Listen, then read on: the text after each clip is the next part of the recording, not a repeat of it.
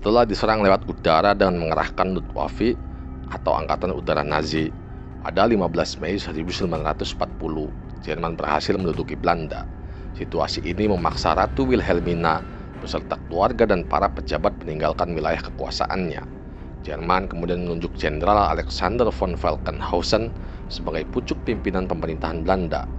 Namun, tak lama kemudian, posisinya diganti oleh Dr. Arthur Seyss-Inquart, pengacara asal Austria yang berperan penting dalam aneksasi Austria pada 1938.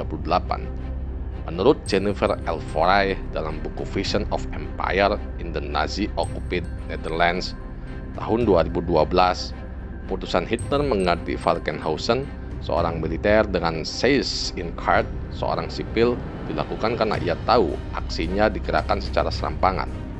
Fondasi perebutan Belanda serta wilayah lainnya di Eropa didasari semangat rasial bertajuk Ethnische Sauberung atau pembersihan etnis.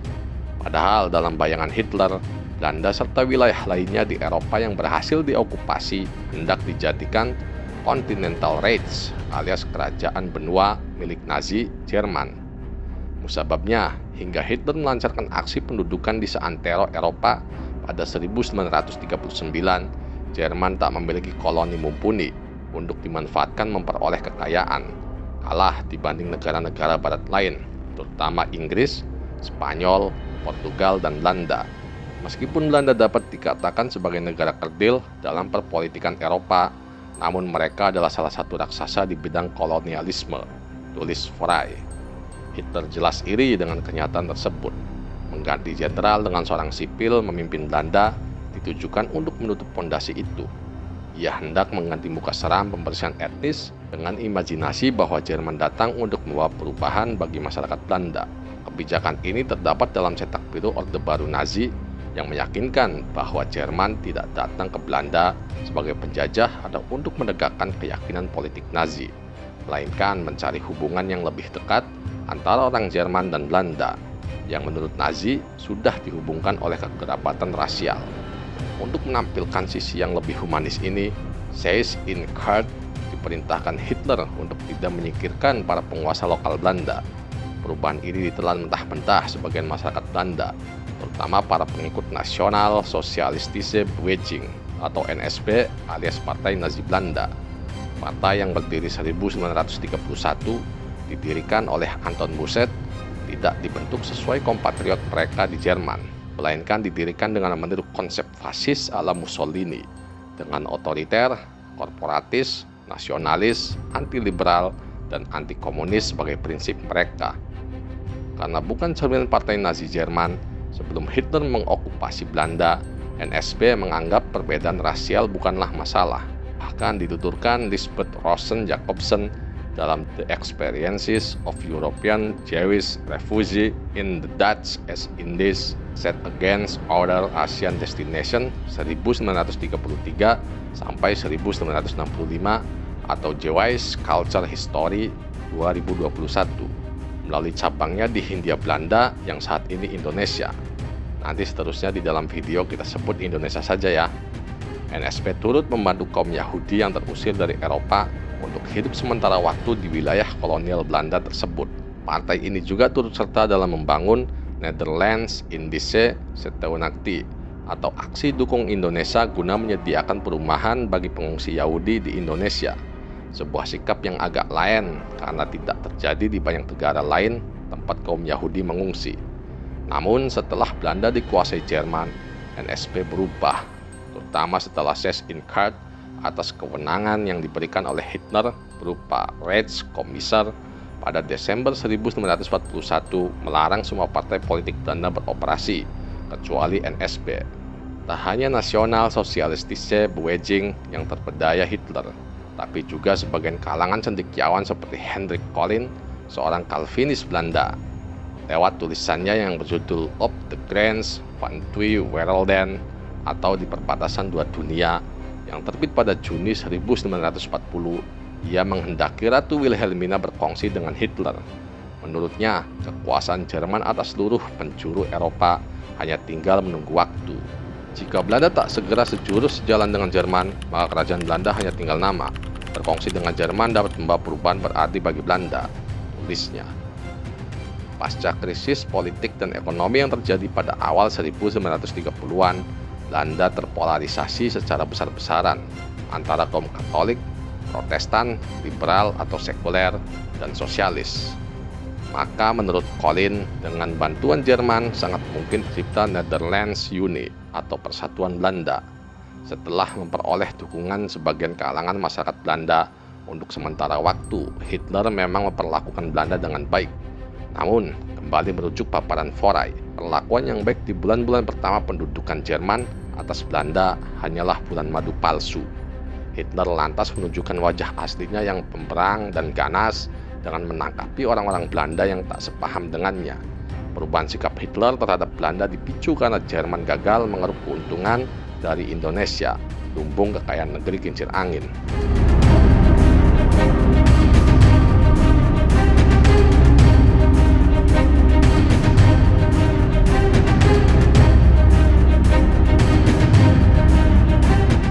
Setelah terusir dari istananya di Belanda karena pendudukan Jerman, Ratu Wilhelmina menjalankan pemerintahan darurat dari London. Ia terutama menjalankan roda kekuasaannya yang terkait dengan Indonesia dan Suriname, sambil mencari cara merebut kembali Belanda dari tangan Adolf Hitler. Today we have to admit that no happiness can be expected in this world if those who are solely responsible for the present situation are not definitively checked in their course of unscrupulous destruction and utter disregard of law and the most elementary principles of morality. I pray God that our allied cause be blessed and that the dawn of the day when freedom will be restored to the Netherlands and to all other victims of German aggression be near.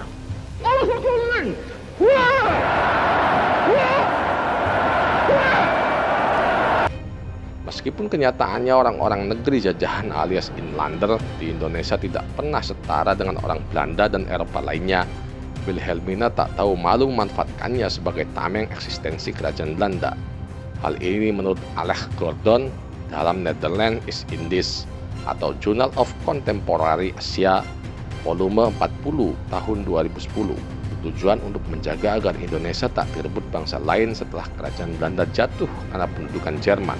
Alasannya jelas, Indonesia merupakan sumber kekayaan Belanda yang memberikan total kekayaan dari 1878 hingga 1939 senilai 154 miliar dolar atau setara sekitar 2.600 triliun rupiah.